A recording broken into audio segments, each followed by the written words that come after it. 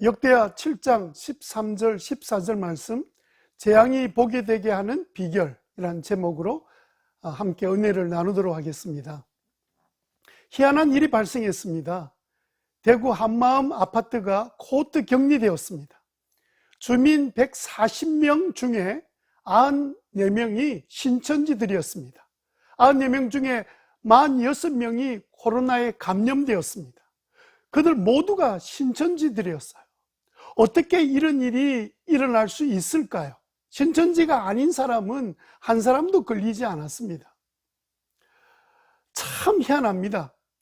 하나님께서 이 코로나를 통해서 어떤 일을 이루시려는지 어떤 면에서 보면 기대가 되기도 합니다. 어떤 분은요, 이번 코로나 재앙이 일석삼조의 유익을 줄 것이라고도 말하는 분이 계세요. 첫 번째는 코로나로 신천지를 때려잡고, 두 번째는 김정은도 때려잡고, 세 번째는 시진핑도 때려잡게 된다, 이렇게 말씀하는 분도 계십니다. 어쨌든 모든 것이 합력하여 하나님은 선을 이루실 줄로 믿습니다. 하나님께서는 이 재앙조차도 복이 되게 하실 분이십니다. 저는 그렇게 믿습니다. 그러나 오늘 본문에서는 재앙이 복이 되기 위해서는 우선 먼저 우리가 해야 될 일이 있다고 말씀하고 계십니다. 14절 말씀 보시면, 내 이름으로 일컫는 나의 백성이 스스로 겸손해져서 기도하며 나를 찾고 악한 길에서 떠나면 내가 하늘에서 듣고 그 죄를 용서하여 주며 그 땅을 다시 번영시켜 주겠다. 아멘. 우리가 먼저 해야 할 일은 무슨 일이냐면요, 그 일은 오늘 본문에 말씀하신 것처럼 회개하는 일입니다. 이 재앙을 허락하신 하나님의 제일 큰 관심은 나의 회개입니다. 내가 회개하면 하나님이 나의 회개를 받으시고 그 재앙이 축복이 되도록 하시겠다는 거예요. 거꾸로 말하면 내가 회개하지 않으면 이 재앙이 축복으로 바뀌어지지 않는다는 말씀이기도 합니다. 내가 이 코로나 재앙을 복이 되게 하기 위해서 무엇을 회개해야 할까요? 오늘 본문을 우리가 자세히 살펴보면 하나님께서 몇 가지 회개해야 될 죄에 대해서 말씀하고 계십니다. 제일 첫 번째로 회개할 죄는 그동안 겸손하지 못했음을 회개하라는 말씀입니다. 겸손하지 못했음을 회개하라는 말씀은 무슨 말입니까? 우리가 그동안 살아오면서 겸손하지 못했음을 깨닫고 주님 앞에 회개하는 말씀이죠. 이번 재앙을 통해서 우리가 교만했음을 회개해야 한다는 말씀입니다.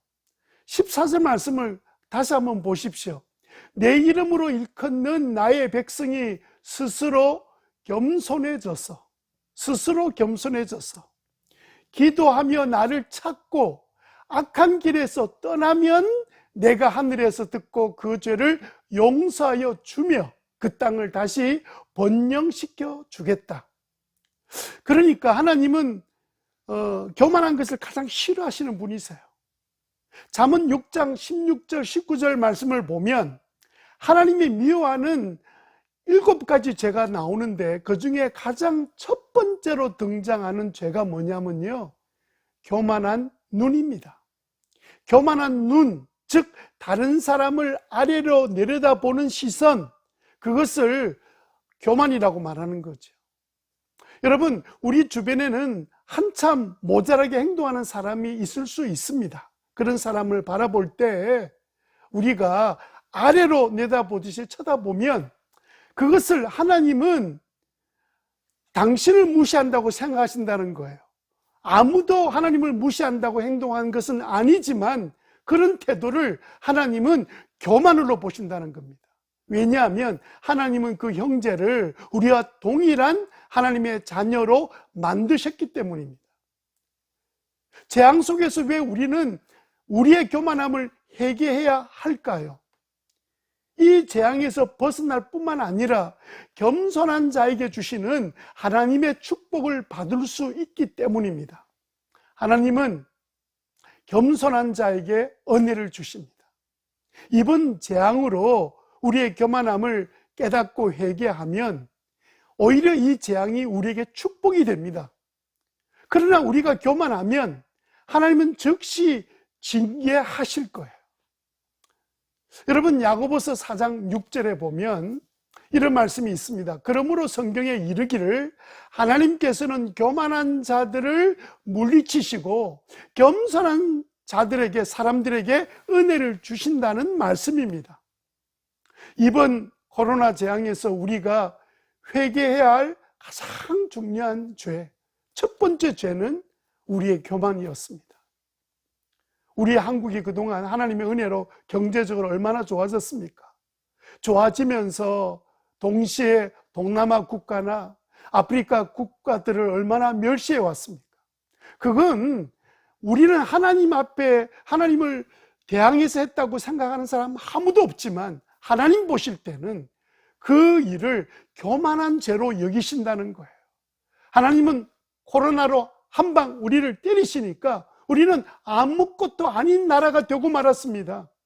전 세계 나라 가운데 170개국이 대부분 나라들이 우리 한국 사람 절대로 오지 말라고 하고 있습니다.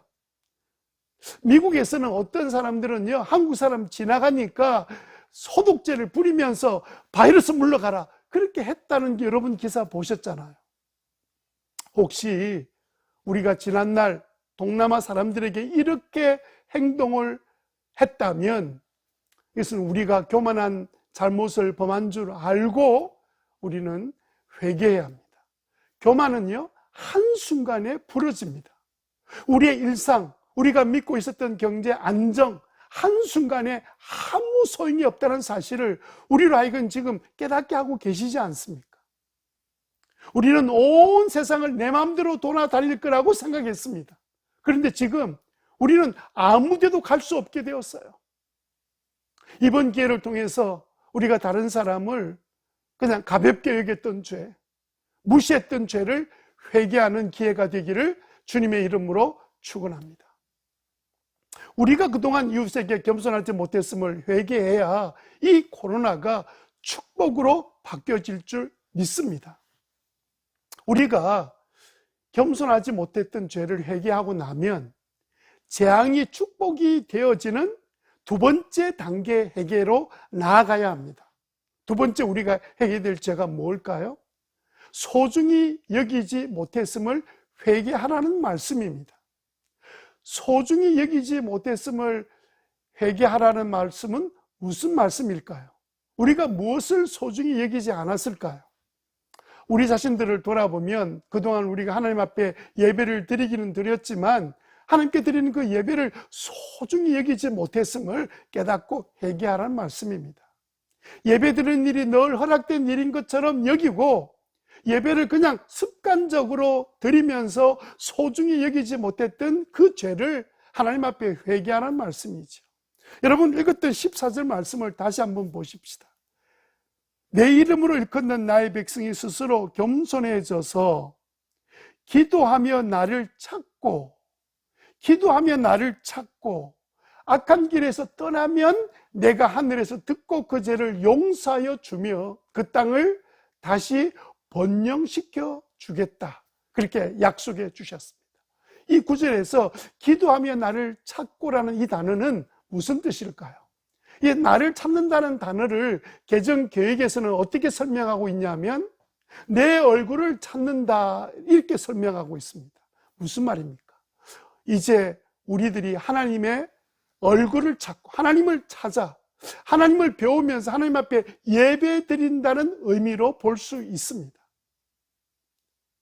왜 우리가 예배를 소중히 여기지 못했음을 회개해야 합니까? 여러분, 예배를 대수롭지 않게 여긴 죄를 회개해야 하나님이 예배를 통해서 주시는 모든 복을 우리가 받을 수 있기 때문에 그렇습니다. 여러분, 우리에게 코로나 재앙이 임한 이유는 무엇 때문일까요? 아마 많은 이유들이 있을 겁니다. 그러나 그 가운데서 믿음의 사람으로서 우리가 생각해 볼 때 우리는 그동안 예배를 소홀히 여기지 않았기 때문에 하나님이 이런 일들을 통하여 우리를 깨닫게 하신다, 이렇게 보는 것이 맞습니다. 우리가 다시 하나님의 얼굴을 찾기 시작할 때 하나님은 이 재앙을 오히려 축복으로 바꾸어 주실 줄로 믿습니다. 예배가 회복되면 하나님께서는 그 예배의 장소에 임하셔서 그곳을 새롭게 하시고 고쳐주실 것입니다.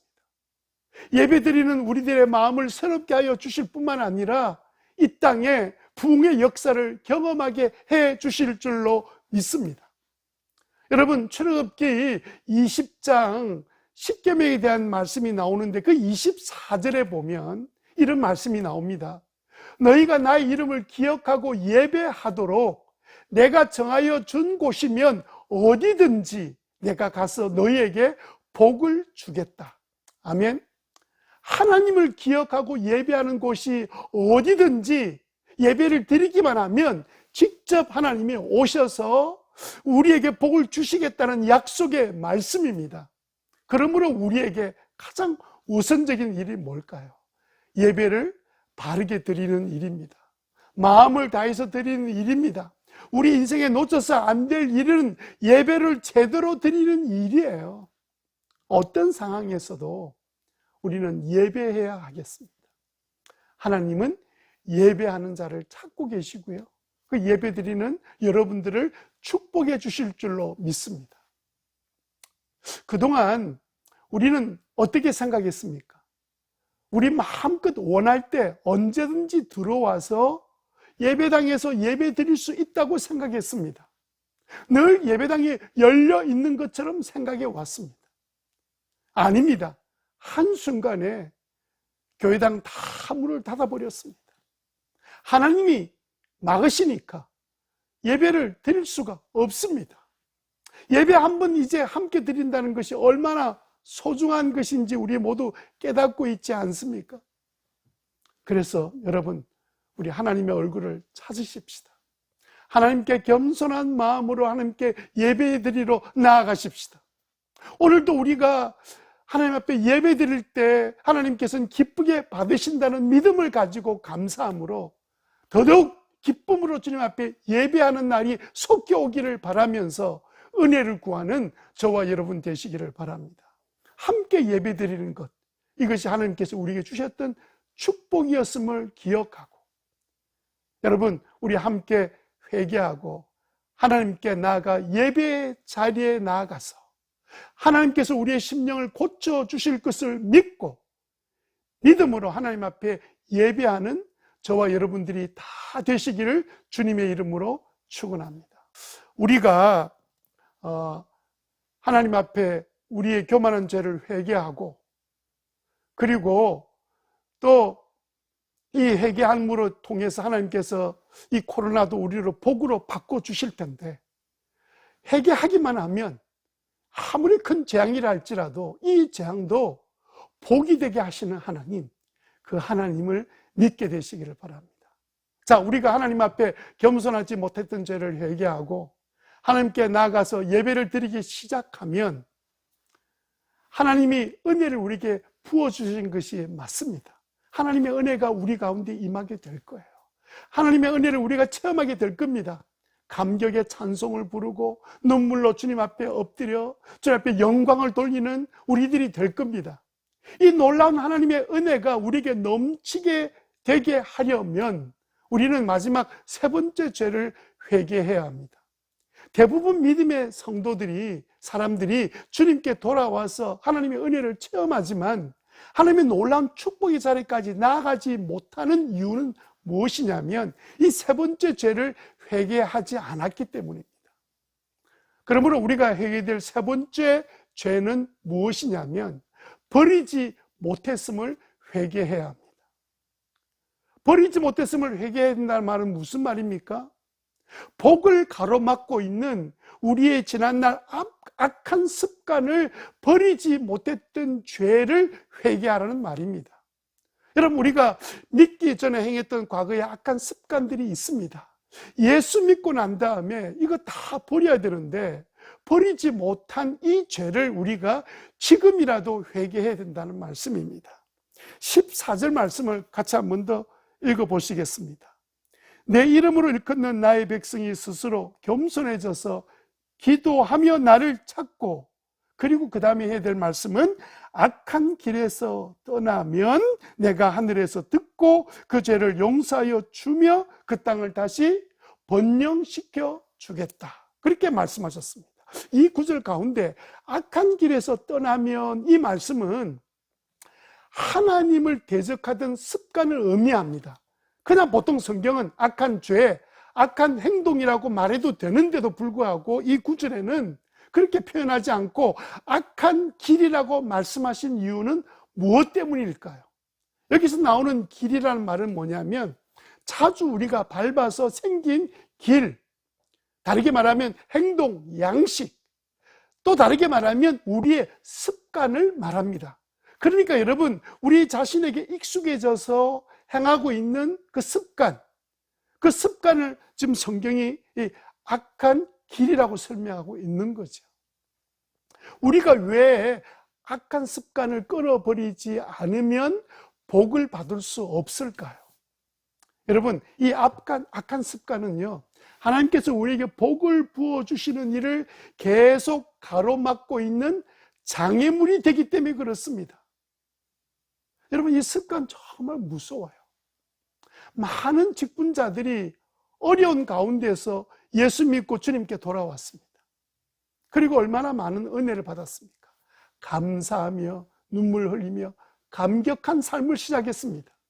그런데 어느 날 그 영적 뜨거운 열정이 사라지게 된 그 원인들은 비슷한데요, 다들. 강한 핍박이 왔거나 경제적인 어려움이 찾아와서가 아니라 바로 과거에 익숙한 자신의 습관으로 되돌아가 있기 때문이에요. 여러분, 마가복음 4장 15절 말씀을 읽어보시면 이런 말씀이 있습니다. 길가에 뿌려지는 것들이란 이런 사람들이다. 그들에게 말씀이 뿌려질 때 그들이 말씀을 듣기는 하지만 곧 바로 사단이 와서 그들에게 뿌려진 그 말씀을 빼앗아 간다 하는 말씀입니다.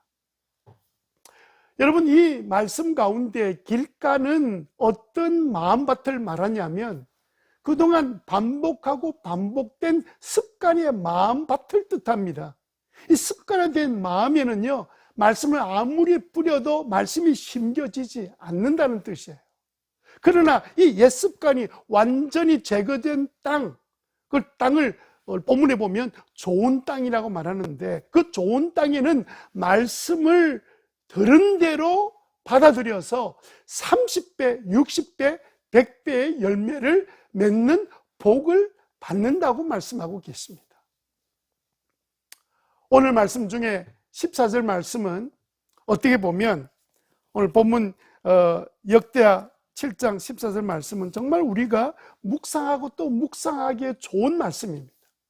여러분, 이 말씀은 내 이름으로 일컫는 나의 백성이 스스로 겸손해져서 기도하며 나를 찾고 악한 길에서 떠나면 내가 하늘에서 듣고 그 죄를 용서하여 주며 그 땅을 다시 번영시켜 주겠다, 회복시켜 주겠다는 뜻이죠. 여러분, 이 구절을 여러분 책상이나 식탁에 한번 붙여 보십시오. 그리고 여러분들이 지금 잠자리에 누웠다고 보십시다. 지그시 여러분 눈을 감고, 그리고 주일날 주신 이 말씀, 특별히 이 중요한 핵심 구절 이 말씀을 조용히 암송하면서 그 말씀을 묵상하면서 여러분들이 또 생각하다가 잠을 잔다고 해보십시다.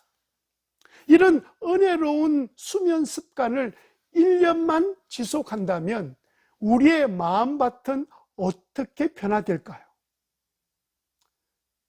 그런데 정반대로 어떤 분이 잠이 들기까지 막장 드라마에 빠져서 시청한다고 해보십시다. 주로 막장 드라마의 내용은 이런 겁니다. 남편이 바람을 몰래 피우다가 그 피우는데 주로 아내와 가까운 여자와 불륜의 관계를 갖다가 극적으로 그 관계가 들키자 내연의 여자는 남편에게 아내를 죽이자 이러면서 비싼 보험에 가입을 하고, 이런 드라마를 보면서 여러분들 잠을 잔다고 생각해 보세요. 꿈속에서 남편이 바람을 피우고, 이제 그렇게 꿈을 깨고 난 다음부터는 남편을 의심하면서 그렇게 1년을 보낸다고 한번 생각해 보세요. 잠자기 전에 말씀을 묵상하며 주무시는 분하고, 그리고 막장 드라마를 묵상하면서 주무시는 분하고 1년이 지난 다음에 차이를 비교한다면 어떤 변화들이 일어나 있을까요? 하나님은 어떤 사람에게 복을 주시겠습니까? 하나님은 그 말씀을 묵상하고 잠자리 들어가는 그 형제 자매에게 어떤 복을 주시겠습니까? 그래서 여러분, 우리의 과거의 습관을 회개하고 영적인 습관을 들이기 시작하셔야 합니다. 목자 목녀와 함께 기도하고 말씀을 공부하게 되기를 바랍니다. 코로나 때문에 만날 수 없다면 라인이라는 앱이 있잖아요. 그 앱을 깔아놓고 서로 영상을 보면서 무료로 그냥 하루 종일 통화할 수 있습니다. 그러면 성경 공부와 같이 나누면 할 수 있습니다. 여러분, 라인이라는 앱은 꼭 연애할 때만 쓰라는 앱이 아닙니다. 이렇게 여러분, 코로나 재앙을 만난데도 불구하고 예수 믿기 전에 하던 습관대로 여전히 술집을 찾아다니고, 놀아도 고스톱이나 카드놀이나 하고, 방이라고 하면 중보기도 방도 있는데 꼭 노래방에 돌아다니고, 여러분, 이렇게 우리가 계속 습관에 매여 살고 있으면 하나님이 우리에게 복을 주시고 싶어도 그 습관이 가로막게 되는 거예요. 그래서 오늘 우리는 결단하고 회개해야 합니다. 다시 과거로 돌아가지 않아야 합니다. 더 이상 저주의 삶을 살지 않기로 결단하셔야 합니다. 우리의 죄의 습관된 죄를 회개하기로 결정하는 저와 여러분 되시기를 바랍니다. 한번 따라합시다. 내가 회개하면 코로나도 복이 된다. 코로나도 복이 된다. 맞습니다. 몇 년 전에 어린이집 어린 아이들을 교사들이 꼬집고 두들겨 패는 그런 폭행 사건들이 CCTV에 잡혀서 온 세상을 시끄럽게 한 적 기억나시죠? 그래서 어린이집에 CCTV를 달고 부모들이 모니터링하는 그런 사태까지 벌어지게 되었습니다. 그래서 당시에 서울에 있는 한 어린이집에서 그 CCTV를 달아놓고 어떻게 교사들이 아이들을 대하고 있는지 교사들끼리 자체 모니터링을 하고 그 결과를 기사에 실은 적이 있었습니다. 그 내용은 충격적이었습니다. 예를 들면 이런 것들이었어요. 한 교사는 평소에 자신이 생각하지 못했던 행동을 CCTV에 나타난 자기 모습을 보면서 깜짝 놀라서 충격을 받았습니다. 내가 저렇게 행동한다고? 자기가 행동한 행동인데도 불구하고. 또 어떤 교사는 화면을 보니까 자신이 아이들을 싫어하고 이게 좀 마음이 상할 때 되면 손바닥으로 막 책상을 치거나 자신도 모르게 허리에 두 손이 올라가거나 팔짱을 끼면서 아이들을 노려보는 자기 모습에 충격을 받은 거예요. 그런 고압적인 자신의 자세에 자기 스스로 놀란 겁니다. 내가 저렇게 행동하고 있었나? 자기가 행동하고도 자기가 모르고 있었던 거예요. 또 어떤 교사는요, 유독 한 아이만 예쁘다고 안아주고 뽀뽀해 주는데 가만히 보니까 다른 아이한테는 그런 행동을 하지 않더라는 거예요. 자기는 모든 아이를 똑같이 사랑한다고 생각했는데 더 깜짝 놀란 것은 그런 자신의 모습을 교사인 자신만 모르고 있을 뿐이지 주변에 있는 모든 아이들은 그렇게 행동하는, 그렇게 한 아이만 예뻐하는 자신의 모습을 다 보고 알고 있더라는 거예요. 그런데 여러분, 우리는 어떨까요? 우리의 습관화된 모습을 CCTV로 본다면 깜짝 놀라면서 통회하고 회개하지 않겠습니까? 예를 한번 들어보십시다. 여러분 잘 아시는 성경에 나오는 가정 파괴범 아시죠? 남편이 출장 간 사이에 남의 아내를 겁탈하고 그리고 그 아내를 빼앗으려고 묻지마 살인 청부업자에게 부탁해서 남편을 죽이고 그리고 마침내 자기 소원대로 그 여자를 자기 아내로 삼은 사람 누굽니까? 다윗이라는 인물입니다. 그는 그렇게 1년이 넘도록 살아도 아무도 그 사실을 모르는 줄 알고 살았습니다. 그러자 하나님께서 참고 참다가 나단 선지자를 보내셨습니다. 그리고는 이렇게 이야기를 하도록 하셨습니다. 어떤 부자가 자기 집 손님 찾아와서 접대를 하게 되는데 자기 집에 수많은 양들에서 잡지 않고 딱 한 마리밖에 없는 가난한 사람의 양을 빼앗아서 손님을 접대했다는 그 이야기를 듣고는 다윗이 노발대발했습니다. 죽일 놈, 못된 놈, 능지처참할 놈, 당장 그놈 이름을 대시어 내가 가만히 두지 않겠어 하고 큰 소리를 외쳤을 때 그때 나단 선지자가 CCTV를 켜서 보여주었어요. 보세요. CCTV에 나온 모습이 바로 당신 아닙니까? 그때 자기 모습을 보게 된 거예요. 그 전까지는 자기 모습을 보지 못했습니다. 다윗은 그 모습을 보고 난 다음에 그 자리에 앉아서 대성통곡하면서 회개했습니다. 그때 다윗이 고백한 내용이 시편 51편이잖아요. 그가 자신의 습관화된 죄를 무엇이라고 설명한 줄 아세요? 5절 말씀해 보니까 다윗은 이렇게 고백합니다. 실로 나는 죄 중에 태어났고 어머니의 태 속에 있을 때부터 죄인이었습니다. 이제까지 내가 살아왔던 것은 죄의 습관 가운데 머물러 살아왔다는 사실을 제가 이제 깨닫습니다. 그렇게 고백하고 있습니다. 요즘 방송에 유난스럽게 목회자들의 실수나 비리가 방송에 자주 나오게 됩니다. 제가 아는 목사님은 저와 비슷한 시기에 박사학위 공부를 하고 사역하신 참 똑똑한 목사님이신데 한순간에 여자 문제로 넘어가 버리셨습니다. 어떤 분은요, 돈 때문에 그만 사역을 계속할 수 없게 되었습니다. 그런 분들을 보면 전에는요, 제 마음속에 은근히 마음속에 그들을 비난했습니다. 그런데 어느 날 제가 알게 된 사실은 그 다음 순서가 다른 사람이 아니라 제가 될 수 있다는 사실이었습니다. 언제 어디서 어떻게 넘어질 줄 모르는 죄의 습관화된 제 죄인된 모습을 제가 잊어버리고 있었던 거예요.